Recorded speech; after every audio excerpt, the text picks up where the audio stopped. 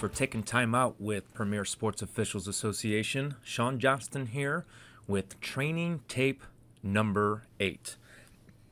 As a supervisor of the Great Plains Athletic Conference, the ICC-AC JUCO Conference, a state observer for the NSAA, and a observer, assigner, what we call coach for Premier Sports Officials Association, this past week I have been requested, asked, and given the ability to make judgments on who should be working the most important games of this baseball season. This training tape is going to cover post-season assignments, earning post-season. So in the state of Nebraska, some of the games for the state tournament will be at Tal Anderson Field, the home of the Nebraska Omaha Mavericks. And in all of the meetings I've had the past 2 weeks and discussions with fellow supervisors, with fellow observers, is who are the best umpires that we could place on the field that could serve the game with little to no issues at all. All right, so we're 5 things we're going to cover today. Earning postseason with our uniform. Earning postseason with our communication skills.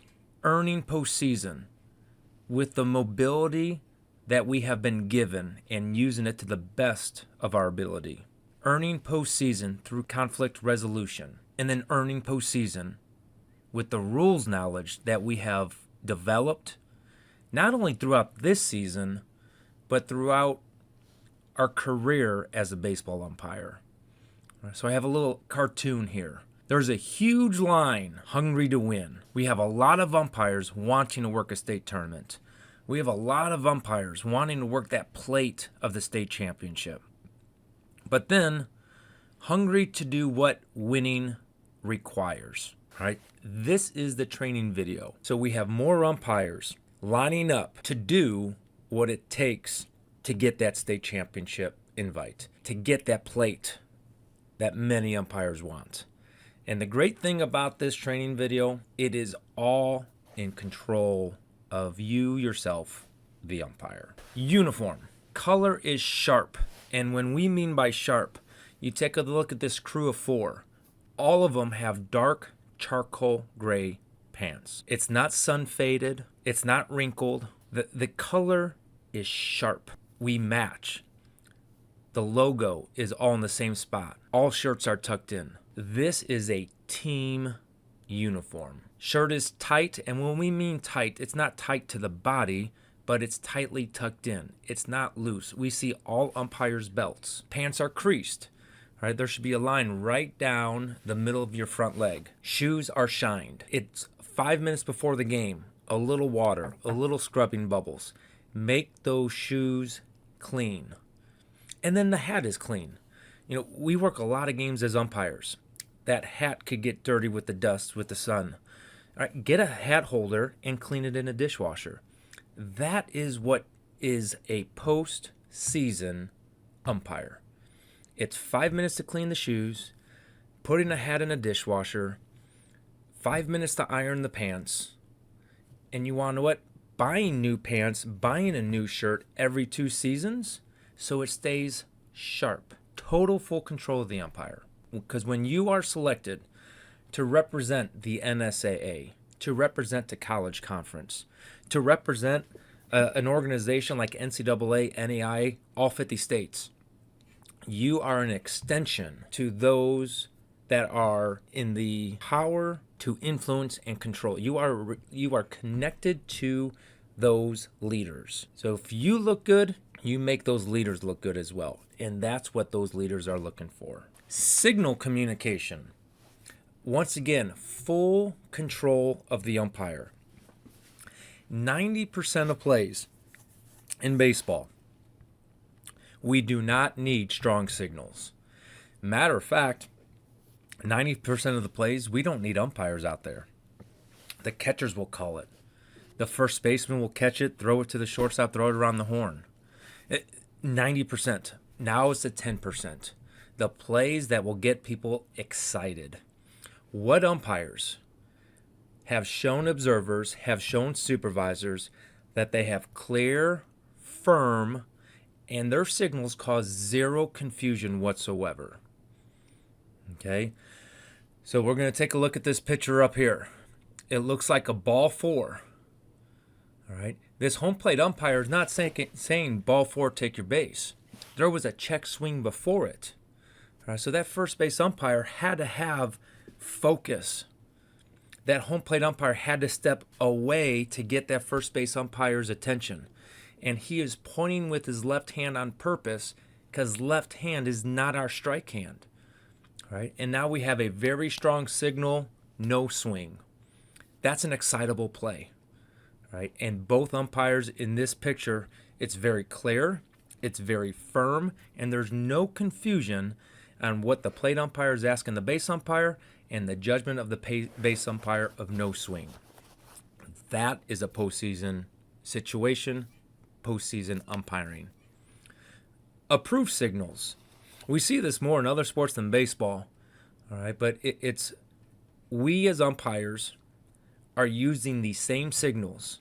We're not making up our own signals, all right? Because if we make up our own signals, the audience, the coaches, the players, they don't know what my signal is. They know what the baseball signals are, all right? And the appropriate timing of the signals. All right, so we're going to go up to this picture up here. We have a slide into second base. You know, postseason state tournament NSA is going to be on turf fields. Runners will slide and they'll go beyond the bag. We can't give that safe signal right away. If he continues to slide off the bag, appropriate timing. Wait until that slide is over. Because if they slide off the bag and that tag remains in contact with the runner, now we have an out. We only have one signal. All right, so appropriate timing on a safe. Appropriate timing on a force play. We got to make sure that catch is complete. We have voluntary release. We have total control of the ball before we signal out. And then the secondary signals. This is what we call in our training, keeping the coaches in the dugout. When coaches are confused, that's when they call time, and that's when they want to speak to the calling umpire.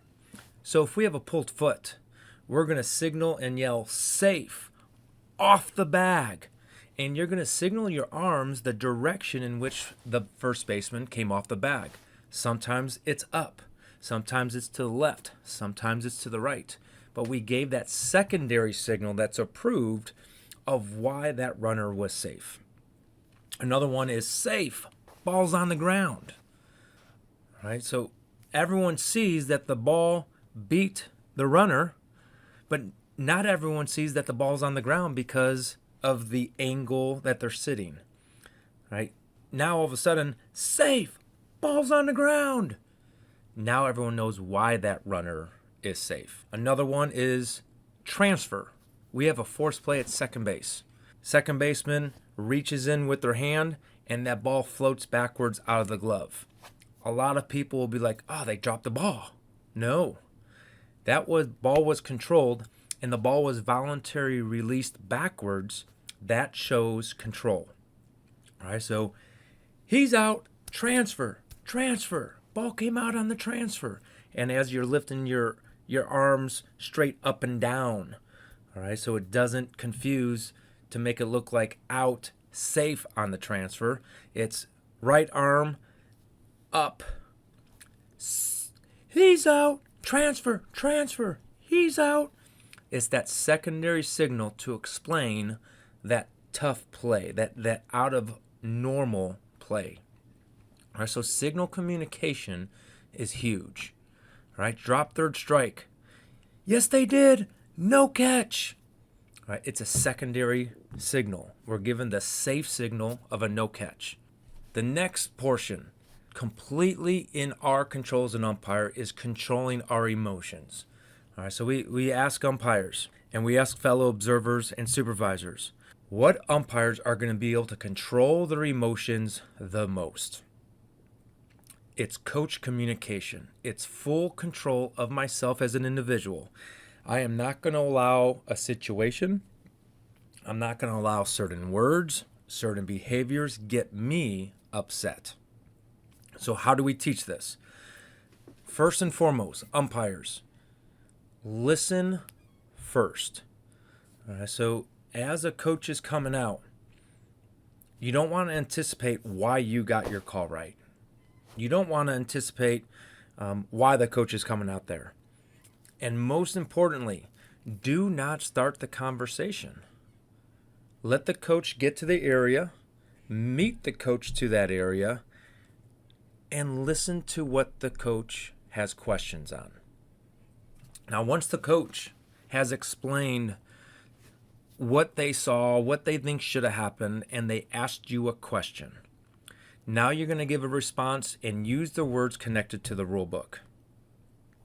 Coach, in my judgment, the ball beat the runner to first base. By rule, that runner is out. And similar situations, say played first base, force out. Coach comes out, and the coach starts the conversation. Sean, that was clearly a tie, and the tie goes to the runner. Bingo. Awesome. Hey, coach, I agree with your judgment. I judged the play exactly the same. That was a tie. I heard one sound.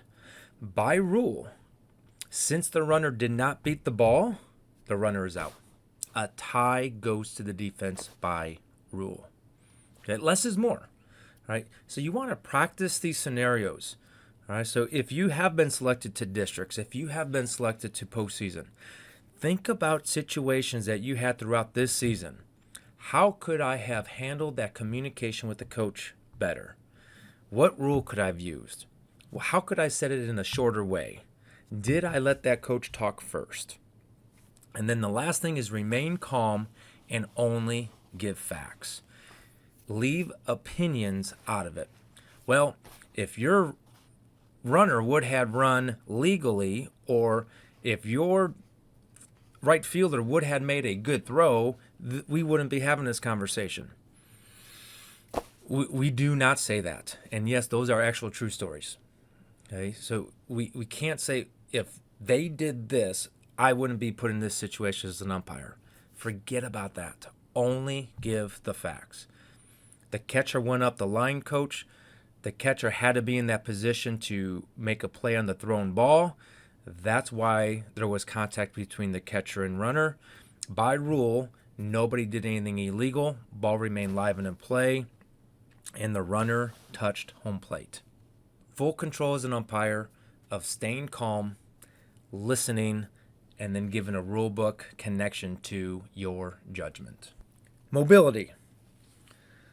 Once again, I believe this is full control of the umpire. Now, I will say as I'm getting older, I am not moving as fast. I'm not moving as quick to the spot, but I still have efficiency on how I move and when I move.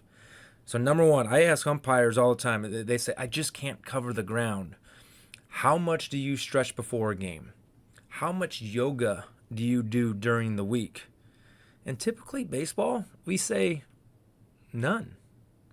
What do players do before the game? Do they stretch? Do they do calisthenics to warm up?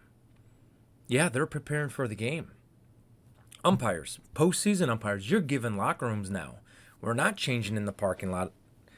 Use that space to stretch your muscles, to warm up your bodies, so we could now cover the field more effectively. All right, so the first step reaction is huge. All right, so when I'm out observing umpires, we talk about base umpires, pause, read, react. That's that first step reaction. All right, I am turning very quickly and picking up that outfielder. The quicker I'm able to turn, the quicker I can now read that fielder. Is that a trouble ball where I have to go out? That first step. Home plate umpires, ground ball. And we're coming up the fair foul line to help with pulled foot, swipe tag, runner's lane interference. That first step should be with my left foot outside of the catcher. That first step is huge. That will determine how much ground I could gain while that ball is moving before it's fielded. All right. Once we gain the ground, it is angle over distance. Getting to the spot. All right. We want to get to the spot before the ball, before the player gets there. So that first step reaction, we're gaining ground and be efficient. And that's when the postseason umpire comes out, we are now using previous experiences. All right, a hard shot down the right field line most likely is going to turn into a triple. So I'm going to do my work early, and I'm going to rotate, and I'm going to beat the ball and player to that spot so I am set. I'm not still moving when that play happens. That's what we're looking for when it comes to mobility. It's not necessarily, are you running a 4.8 40-yard dash? No. It's, what is our reaction, and are we moving around the field efficiently due to previous experience so I know where I need to be before I need to be there? That's the mobility we look for in postseason umpiring. Conflict resolution. We have a podcast segment all about conflict resolution. And we talk about listening and watching how people give back facial expressions and words to us based on our facial expressions and words. All right, so we have this umpire at third base. He's looking in the dugout, and that is more of a sarcastic stare, a more like, are you kidding me? Like, he didn't say anything wrong, but it's that facial expression, it's the body language that now he is going to get something back. All right, so I have another picture here. All right, we don't, baseball, postseason baseball isn't jokes, isn't games, but you want to know what? This is a relaxed umpire. All right, so there are times where you could be relaxed, smile, you're having a good time. You can't use this same body language when people are making comments about your strike zone, because now you're laughing at them. Now you're attacking them. All right, so we must be approachable all the time and not give threats. Don't stare down a dugout. Don't stare down a player. Don't say, if you say another word, I'm ejecting you. Don't look at me that way. No. Please and thank yous go a very long way. All right, so here's an example. 3 baseballs, please, because I'm down in count of baseballs in my ball bag. Player or coach brings out the baseballs. Thank you. Hey, catch, can you have somebody pick up that donut by your on-deck circle? Thank you, guys. Please and thank yous are approachable. And the more you say that to players and coaches throughout a game, they're going to be relaxed when they're interacting with you. They're going to be like, hey, I could go talk to this umpire. They're saying please. They're saying thank you. They're not staring at me. All right? They're waiting for me to approach them. The next one is empathize what the coaches and players are feeling. A lot of times, like, man, what's the big deal? It's just an out call. Man, what's the big deal? If I miss that pitch, 3-0, 3-1, what's the difference? Oh, that's a huge difference. All right, you got to empathize with that. All right, so, yeah, we don't want to miss a call. We may miss calls. And if a coach or player thinks we did miss a call, we can't be like, I didn't miss that. But it's like, I wonder what that batter's feeling right now. All right? Because people say baseball and softball are slow. They're not. It's just a very, very fast-moving game. But a lot of people don't understand how much one call, how much one player's decision can change everything. Okay, so again, we talk about the difference between a 3-0 ball four and a 3-0 called strike. We can't change our strike zone. 3-0 versus 0-0. It's got to be the same strike zone. There is no automatic strikes 3-0. Because if we do go that automatic strike 3-0, or we have a bigger strike zone 3-0, the difference of the game is 3-1, that batter's still at bat. Ball 4, now they have a runner on base 90 feet closer to home plate. That changes the game. It changes pitch count. High school, there's pitch count on pitchers. All right, so if we are doing stuff, quote unquote, in our own mind, what's best for the game, it's not. Because every pitch counts. Every count, a batter is going to think differently. Every count, a pitcher is going to think differently. Off-speed versus fastball is going to change how the defense plays. Empathize when things don't go a coach's or player's way, whether we got the call right or wrong, why they are reacting the way they're reacting. Because every little thing counts in baseball. Understand why emotions of others can be elevated. It could be elevated because 3 things now have gone against that team in a row. It could be elevated because it looks like the last 5 close pitches went one way over the other way. Not saying that we did it on purpose as an umpire, but we have to understand why their emotions are elevating, and we have to be, again, calm, approachable. As they elevate their emotions, we can't just bark at them because it's going to elevate it even more. So a lot of time, conflict resolution is conflict prevention. Just by our body language, just by us not snapping at the players or coaches when their emotions are elevating, but actually taking a deep breath and us staying calm and relaxed without even saying a word to anybody. We stay calm and relaxed, people will typically calm back down with us. And that's the last one, bringing a negative behavior back down to expected behavior.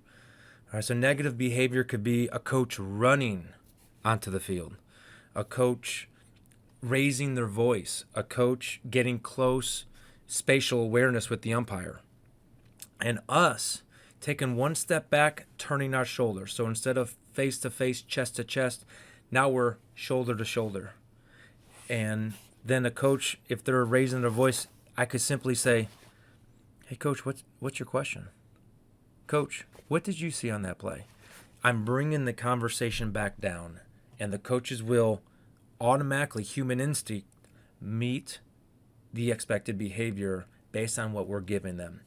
So if they come off strong, we come off strong back. It's going to be one up each other. I call it the middle school cafeteria, the elementary school cafeteria talk. Once they start talking, it gets louder, louder, louder, louder, louder. Right? Because everybody tries to out loud everybody. We're going to bring that back down. So the expected behavior when umpire and coach talks is we literally talk to each other. Just like I'm talking to you right now. I'm not yelling and screaming. So if a coach comes out aggressive, have non-aggressive body language, spatial awareness, eye contact, voice. They'll meet you. They'll meet you there. Rules knowledge. This goes back to, a lot of people are hungry to win. How many people have read these books throughout the season? There were 3 times I went out and observed umpires this year, and there was a rule situation that came up. And I have my rule book everywhere I go. And I asked them, all right, what is the rule with this? And they said, well, I think this. Well, how about this? Let's get out your rule book. Let's look it up. Let's know instead of think. And you want to know what? Oh, I don't have my rule book. I left it at home. Ooh, no bueno. All right, so one was a towel. Could a batter bat with a towel hanging out of his pocket? I think he can. Well, can the towel have a manufacturer logo? And if so, what size could it be? Well, I don't know. That's the difference. Right? And if we don't know, we now have the tools to find out, definitely what the answer is. All right, protest. If a coach protests, we got to go to the rule book. We have to have the rule book on site. All right, so that rules knowledge is totally under our full control as an umpire. So when looking at available umpires, how many years have they been working umpiring baseball? How many years have they been working NFHS rule sets? Let's take a look at their observations from the past 5 years. What is under rules knowledge? What is under rule situations of these observations? And so now if I have an umpire that there is no track record of any misapplication of a rule, or they thought they got this rule right, I'm going to go with that umpire, because I feel safe as a supervisor, as an assigner. If a rule situation comes up, previous experience, no rule situations in the past, hey, we got a rule guy on the field. Test results, right? Open book test, closed book test. Yes, we work together as an umpiring community to take tests. But over a long period of time, there's always going to be that 1 year I have to take it on my own. Are those scores consistent? And then the last part is conversations with fellow umpire community. I have a lot of conversations with umpires. I'd be like, hey, who have you worked with this year that you would consider them the rule guy? Like, you could go to them and be like, they know the rules. We get that feedback. All right, so if you have not done the rules knowledge throughout this season, a lot of new season's going to be coming up here soon with Iowa High School, with Nebraska American Legion, with Summer College. Change the behavior now, because it's not just what did you do great this year, it's the full body of work. And it's amazing on when umpires change these things of uniform, these things of clear signals, these things of conflict resolution and rules knowledge, how fast umpires separate themselves. So even if you've been doing it for 15 years and you could take one little item from each of these steps in this training video, you are going to see yourself grow as an umpire tremendously in a very short amount of time. That concludes training tape number 8 for Nebraska, and we hope you continue to visit our YouTube channel throughout the upcoming weeks and months. We are going to continue these training tapes for all umpires. All right. And I love this picture here at the end, because it's the teams celebrating. The best thing that could ever happen as an umpire, as a postseason umpire, is you get selected. Awesome. You're on the field working the game. Awesome. And after the game, nobody remembers who umpired the game. That's when you know you did a phenomenal, great job, because it's about the kids. It's about the players. We are there only to communicate what the players did and make sure that the players and coaches are playing the game within the rule book as the rules are written.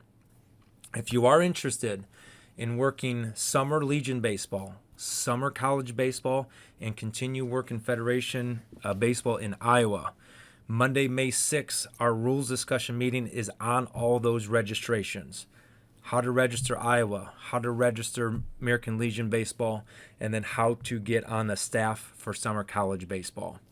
8 o'clock to 9:30 at DJ's Dugout, or you could go to our live stream page. We will be live at 8 o'clock once again. Thank you for taking time out throughout this whole season. We hope you continue to visit our YouTube page. And umpires, remember, you're only as good as your last call.